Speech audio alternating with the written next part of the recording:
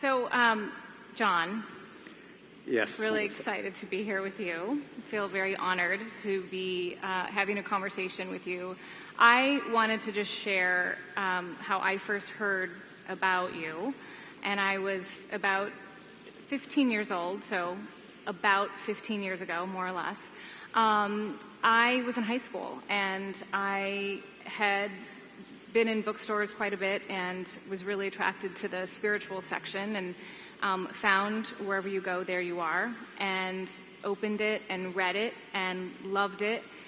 And I saved up money to buy your audio tape, and still remember listening to your words moment by moment on my red shag carpet as the tape was going from my red boombox. And I never had an opportunity to thank you, because I think you helped me get through the traumatic experience of not making homecoming queen. Well, you picked a wonderful environment to thank me. So that was my start of this whole journey. And so it just came full circle this last December, being able to be in circle with you. Instead of a red shag carpet, I was in the redwoods with you, just really meditating and hearing you live, sharing, the ideas of mindfulness and what it is to live moment by moment. And so great to be here with you now. Well, thank you, and thank you for sharing that with me. It makes me feel deeply gratified and the opposite of young. So I wanted 15 years old, eh? Okay. I wanted to ask you the first question, which is, this is about applied mindfulness in business and life. And, we heard a little bit from you yesterday, but would love for you just to share what that means for you. Well, over the years, in my own practicing of mindfulness, which goes back close to 45 years now, I've come to understand mindfulness, and it's been said many different ways by many different people already from this stage, is that it's really about relationality. It's about a way of being in relationship to experience. Excuse me. And that means what we would conventionally call inner experience as well as outer experience, but that in a sense there's no real separation.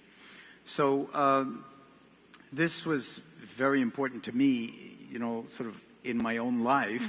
And the deeper I got into it, the more I felt like this would be really valuable for other people. It's not just something that I find useful, but many other people must be in a position where being a little bit more present, a little bit more self-compassionate, creating a larger kind of holding space to hold one's own experience with gentleness and with clarity would be beneficial. So when I started leading retreats for CEOs, and the retreat that people have been talking about that happened in the Redwoods was a retreat that I led with my son, as you know, Will Kabat-Zinn, and we had the pleasure of, as we've done several times, leading mindfulness retreats together. The whole notion of this is an invitation to actually drop deeply, again, a metaphor that's been used quite a bit, into one's own experience, way beyond what feels intuitively comfortable.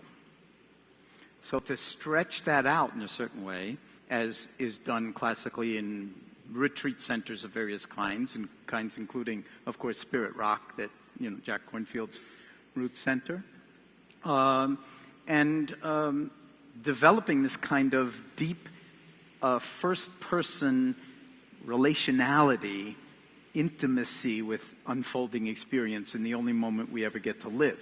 Now, when I started leading what we call Power of Mindfulness retreats, which were 5-day immersion intensives, wake up at 5 in the morning, meditate till 10 at night, move in and out of silence, various kinds of rigorous elements of practice. At first, I thought that I would have to take all these business people who would come and teach them the applications, to business. And I rapidly realized that I didn't need to do that. And they told me, actually, don't bother to do that. Just give us the practice. We want more practice, less applications. We're smart enough to figure out the applications for ourselves. And they're absolutely right. And that's one of the beauties of mindfulness, in my view, is that, in a sense, if we take care of what's deepest about being present to our own experience, the applications unfold on their own. And they will be different for every single person. And this is what taps into the creativity and imagination that's been talked about, the innovation, the kind of insight that is required for an optimal business environment, whether it's on the technology and sort of innovation side, or the code writing side, or the management side, or the whatever aspect of the business it is. If we can begin to hold the whole of it in awareness, and how we relate our individual piece of it to the larger whole, whether we're the leader or whether we're someplace in the endeavor, then, as was mentioned in several presentations, the people who are willing to do that, what they're doing is like they're showing up 100% at work. You're bringing all of you to the work, and that is what can lead to the most profound and creative optimized applications of mindfulness. So it's been very gratifying to let me off the hook, so to speak, so I don't have to become a business consultant, and add that to the sort of hats that I wear, but to actually realize that this is really an autocatalytic process, and it's something where the content is much less important than the actual engagement that we pour ourselves into, and then see what comes back to us in the form of moment-to-moment experience. That's great. One of the things that you talked about at the retreat, and I've heard you talk about this before, is a lot of us feel like we have this unexpressed potential, or there's something else we're supposed to be doing in this world. And I know Marianne Williamson talked about. Am I still on? Yeah. It's great to be here at this conference, but am I still on?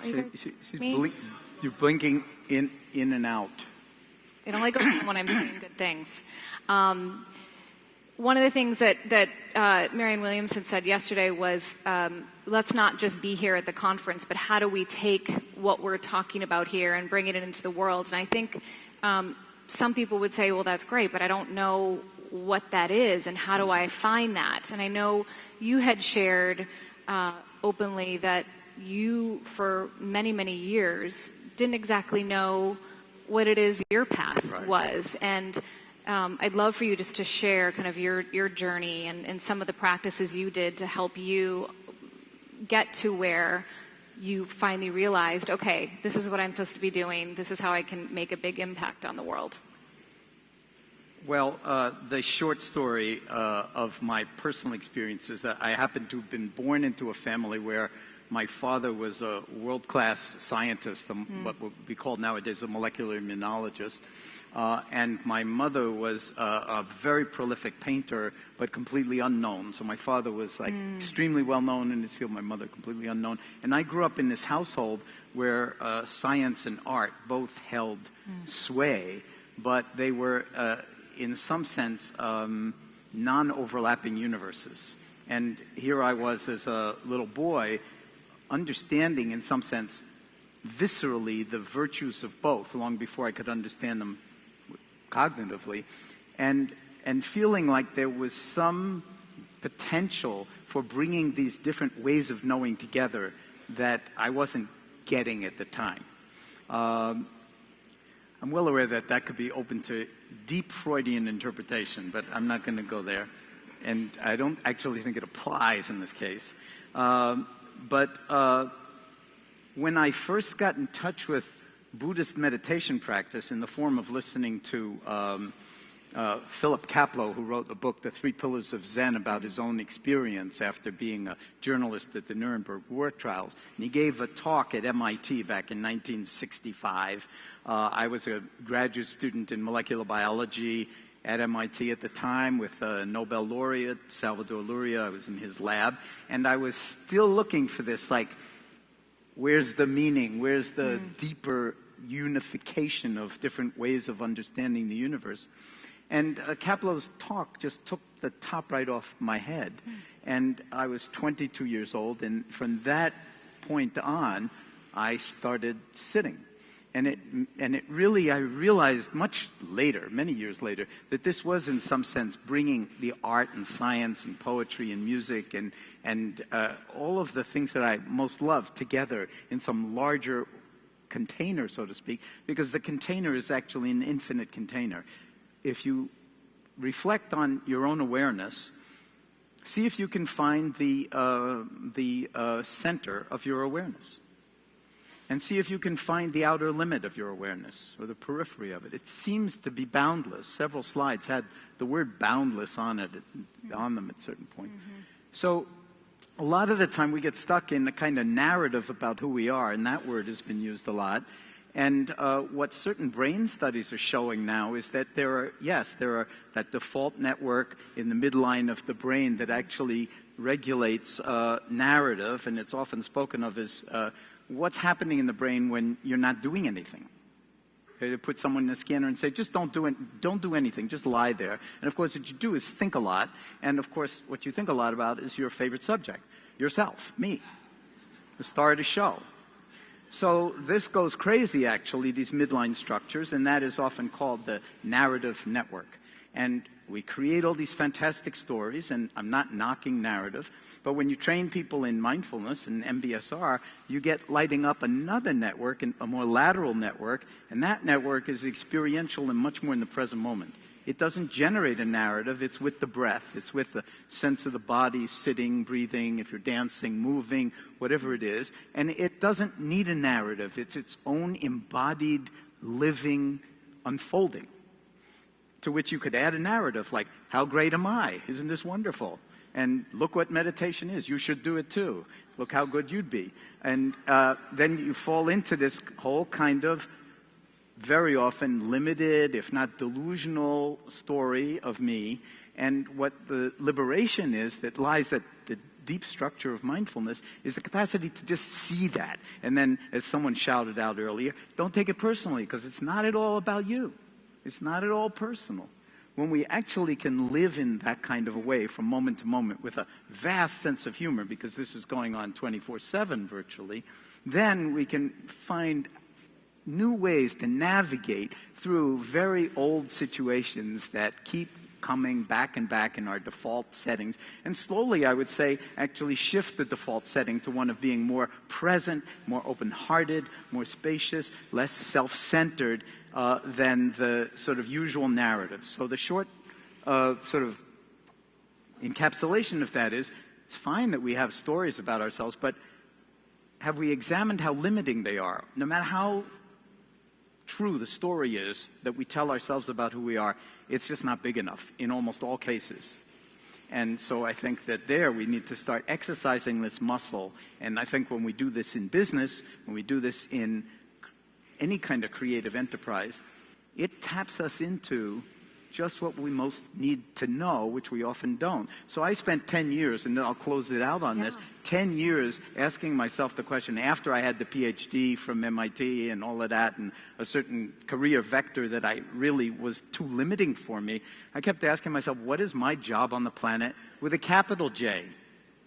Or in other words, what would I love to do so much in the way of work? I'd pay to do it.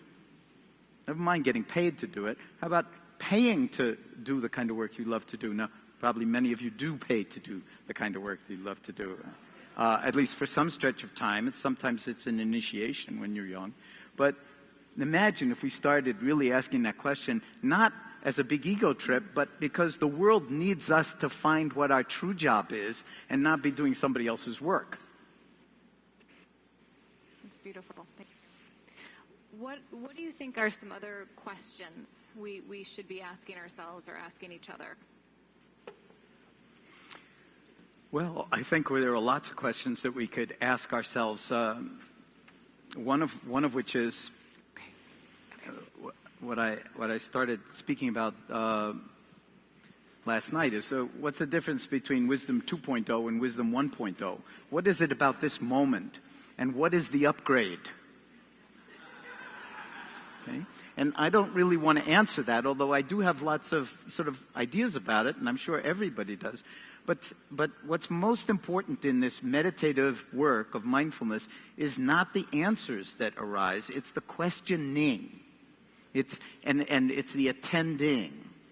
And so sometimes people project onto meditation that it's the techniques, that it's about the breath, or it's about sitting up straight, or it's about how you walk, or how you measure your tone of voice. And all of that is important, and you can attend to any of that. You can pay attention to any of that. But in my sort of trajectory so far, in terms of my own practice and teaching, I've come to actually emphasize much more the attending and much less the objects of attention.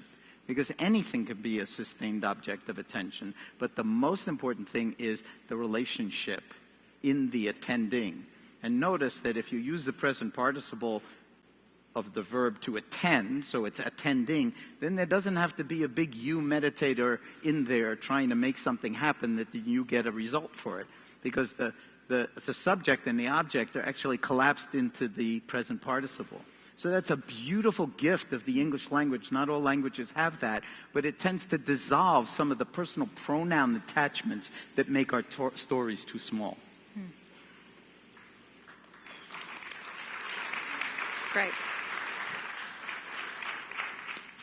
One of the things that I know has come up quite a bit is just what this whole business of mindfulness versus meditation. Like, how do you define each of those, and where do those worlds come together?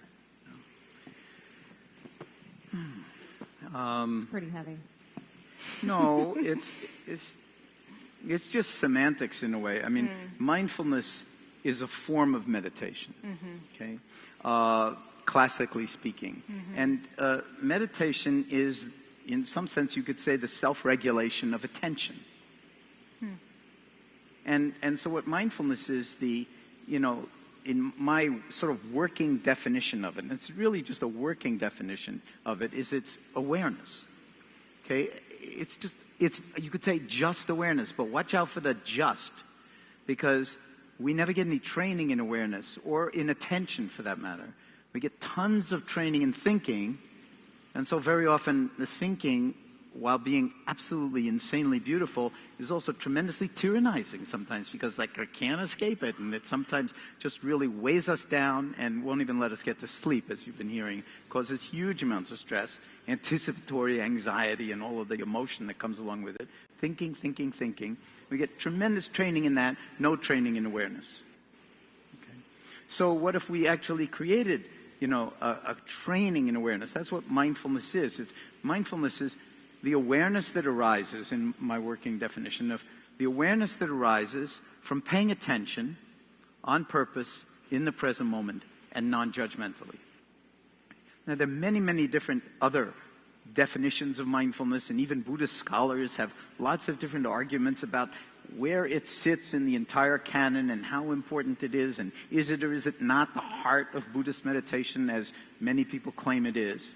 But that's all irrelevant. What the point is, it's just something you already have. We all already have it, but we haven't even discovered it. And when we do discover it, we take it for granted, and we think it's just a matter of circumstance. Sometimes we're more aware, sometimes we're less aware. But if we could actually cultivate intimacy with that deep capacity, well, that's where all the juice lies, because you could take any thought. And people have said this from the stage. You can have thoughts about your business, thoughts about what's wrong with your business, thoughts about what you're most afraid of, thoughts of, sort of where the tension is, was the way it was said. And take any thought. You can practice it right now. Think of a thought. Just pump out, secrete a little thought in your head. Of course, it won't happen now that you ask it to happen, but and then see if you can just embrace it like a mother might embrace her child, or a father. You just hold the thought. You don't have to do anything with it. Just hold it in awareness. Now, no matter how big your thought, or no matter how emotional, driven and riven it is, notice that the awareness can hold that thought, and it's not caught in anything. It's bigger than the thought, and it's not caught in the emotional turmoil. So you have a new degree of freedom to work with right now. You didn't have to go to a monastery in the Himalayas, sit in a cave for 20 years and have the roof drip on your head and think, is this all it is?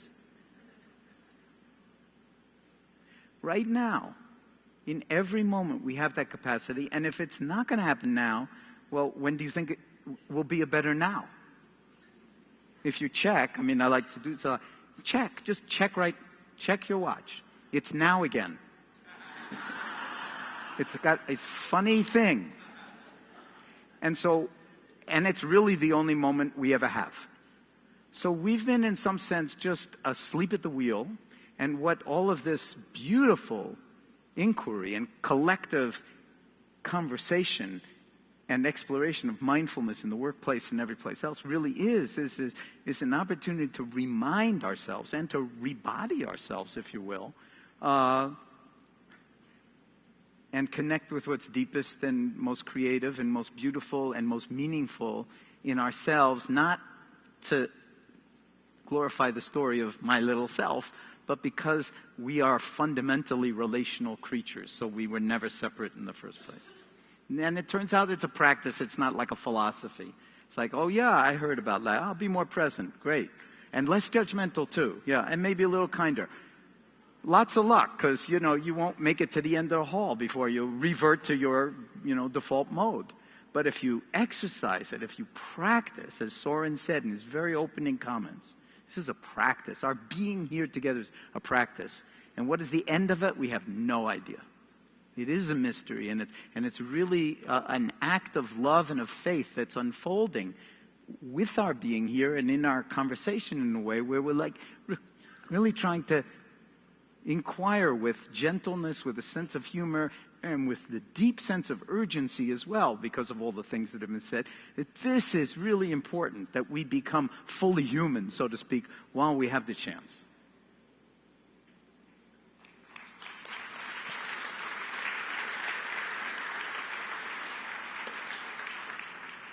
You make this so easy. So, someone said it's simple, but it's not easy. And so I like to say, actually, just as Melissa said, you make this so easy. And I like to actually say explicitly when I'm teaching that this is just, to be mindful is just about the hardest work in the world for us human beings. It's not easy. But what's the alternative? So then, that might motivate us to,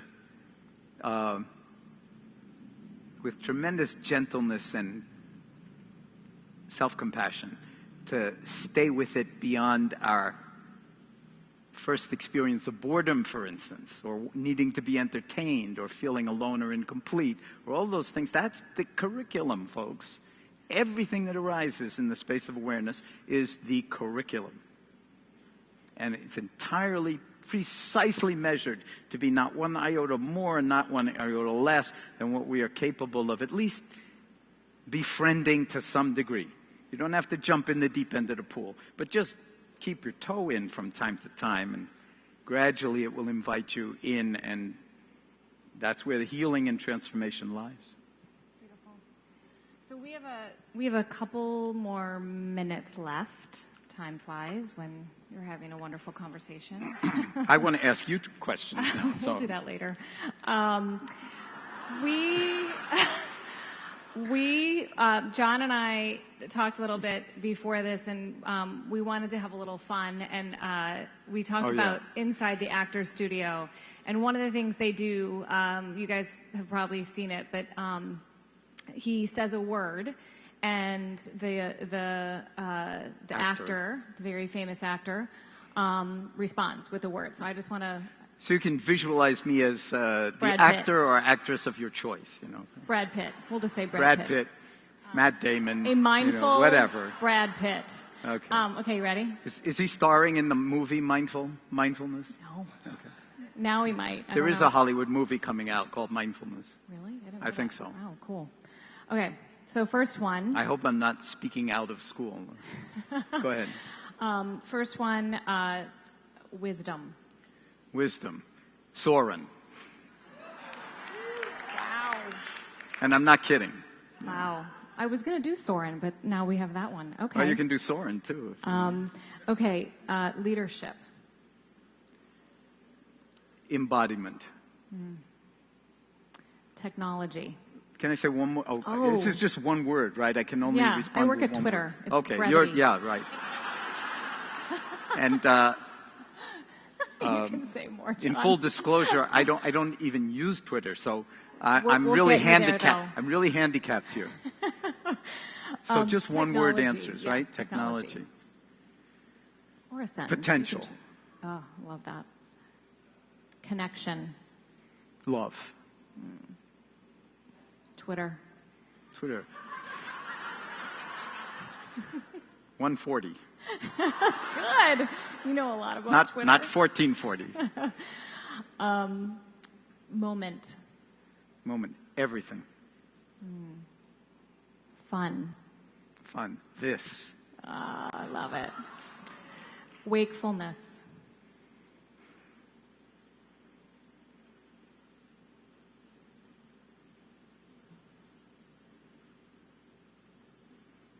That's my response. Love it. Madonna. I think this microphone is called a Madonna microphone. Just playing around. Heart.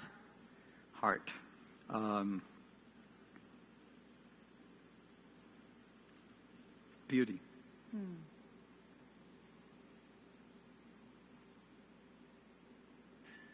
Multitasking. Unfortunate habit. Could be toxic and fatal. Well, that was a tweet, I guess. It wasn't one word. That was good. That was tweetable. My first tweet. That's very good, John. You're drawing me into the organization. Write that down, Libby, wherever you are. Anybody else have any words you want to share? Joy.